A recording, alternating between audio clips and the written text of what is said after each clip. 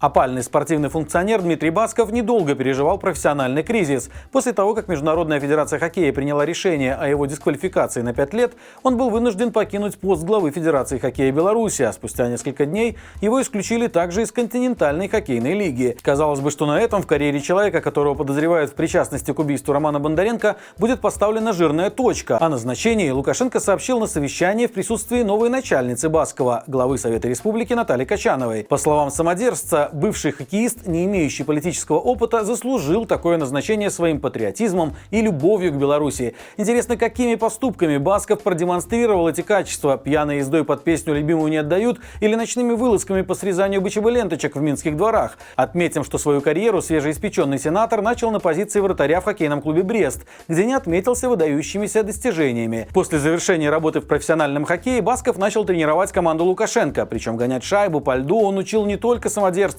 но и его младшего сына Колю. Тесное знакомство с правящим кланом открыло все двери для бывшего хоккеиста-середнячка. Он запустил несколько успешных бизнесов и стал одним из собственников аккумуляторного завода в Бресте, против строительства которого выступали местные жители и экологи. Примечательно, что письмо в поддержку Лукашенко перед так называемыми выборами прошлого года Басков написал раньше других провластных спортсменов и чиновников, еще в июне. Такая демонстрация преданности подарила ему скорое назначение на пост главы Федерации хоккея Беларуси. Правда, продержаться там он сумел всего год. После скандала с предполагаемым участием в убийстве Бондаренко на Баскова как из рога изобилия посыпались профессиональные проблемы. От отмены чемпионата мира в Минске до фиаско с непрохождением белорусской хоккейной сборной квалификации для зимней Олимпиады в Пекине. Что ж, как говорится, не везет в хоккее, повезет в любви к дорогому руководителю. А продемонстрировать всю ее мощь Басков сможет в Верхней палате парламента, где его основной функцией будет утверждение законопроектов, которые выгодны нелегитимной власти. Что тут скажешь, идеальная карьера в условиях диктатуры.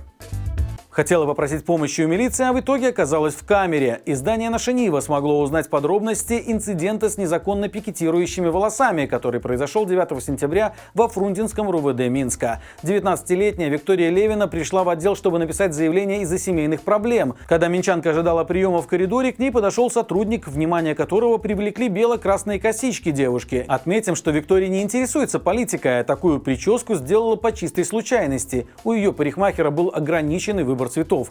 Тем не менее, силовиков такое объяснение не удовлетворило. Сотрудники печально известного отдела составили на Левину протокол, а во время разбирательств успели покопаться в ее телефоне. И, не найдя там ничего политического, испортили ей прическу. Во время этого театра абсурда пострадавшая не могла сдержать слез, ведь пришлось сидеть в холодном обезьяннике, а в довершение ее повезли домой на обыск, угрожая переводом на Крестина. Впрочем, до помещения в изолятор не дошло. Дело тут же направили в суд, и в кратчайший срок известная штамповщица приговоров по народной статье Наталья Бугук признала девушку виновной в незаконном пикетировании, назначив ей штраф в 80 базовых величин или около $1000.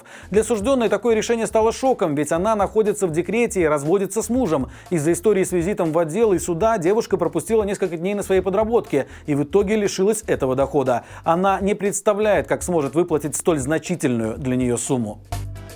Лукашенко недостаточно лишить свободы своих политических противников. Даже в тюрьме им приходится сталкиваться с особым отношением. Как стало известно от адвокатов Виктора Бабарика, условия его содержания в исправительной колонии номер 1 в последнее время резко ухудшились. Весь август осужденный банкир и незарегистрированный кандидат в президенты по 6 дней в неделю работал истопником в пекарне колонии. За это время он заработал чуть более 6 рублей, а получить с учетом всех удержаний смог менее 2.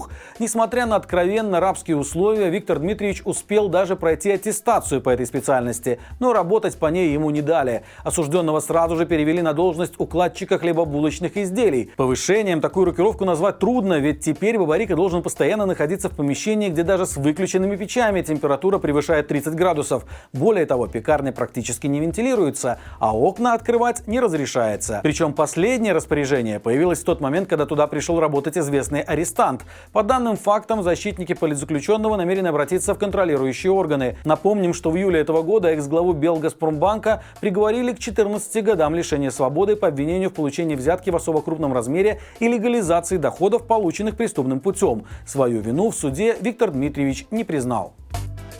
Санкции в отношении предприятий, которые создают финансовую подушку безопасности для режима, могут быть расширены. Сегодня мэр Вильнюса обратился к литовским властям с требованием ввести национальные ограничения в отношении всей продукции Беларусь-Калия, в том числе и дорожной соли. Дело в том, что действующие на данный момент санкции не охватывают продукты хлорида натрия. В этой связи в Литве возник юридический казус. Страна обязана закупать белорусскую соль, поскольку ее поставщик выиграл соответствующий тендер. До введения ограничений частная компания Lead Salt Trade предложила самую низкую цену на продукт и смогла заключить контракт на поставку, который действует до октября следующего года. До окончания этого срока Вильнюс обязан закупить 20 тысяч тонн соли на сумму более 1,5 миллиона евро. По мнению мэра, поставка продукции предприятия, имеющего связи с режимом, может противоречить национальной безопасности Литвы. Отметим, что Беларусь-Калий попал сразу в несколько санкционных списков. В 4-й пакет европейских стран и под ограничения, наложенные США, Канадой и Великобританией. Причем в последнем случае меры затрагивают всю продукцию предприятия, являющегося одним из крупнейших в мире производителей удобрений. На его долю приходится около 20% общемировых объемов производства. Только в прошлом году завод заработал на экспорте около $2,5 миллиардов. Но в ближайшее время обороты Беларусь-Калия могут резко снизиться, ведь у предприятия назревают масштабные проблемы с логистикой. Из-за неработающих, как считает нелегитимная власть, санкций, уже с декабря завод не сможет транспортировать удобрения через Клайпедский порт.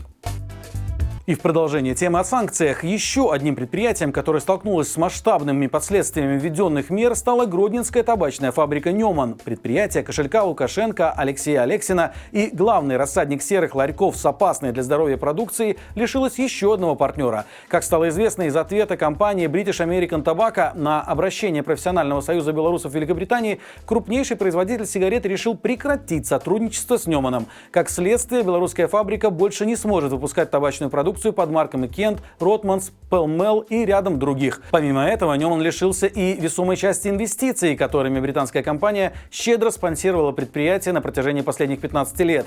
Отметим, что эта проблема далеко не первая, с которой столкнулась табачная фабрика в связи с санкциями. После того, как Неман попал в санкционный список США, вся его продукция оказалась под ограничениями Великобритании, у предприятия начались трудности с поставками необходимого сырья. Ранее фабрика работала с европейскими производителями, но после введения мер руководитель Белгоспищепрома Анатолий Бубин сообщил, что ранее закупленного западного сырья хватит максимум до конца осени, а затем придется переориентироваться на азиатских производителей. Что ж, судя по всему, один из главных поставщиков табачной контрабанды в Европу очень скоро сможет выпускать только сигареты под патриотичной маркой «Минск» с характерным привкусом пекинского смога. Только вряд ли они придутся по вкусу потребителям. Отличная мотивация перейти на здоровый образ жизни.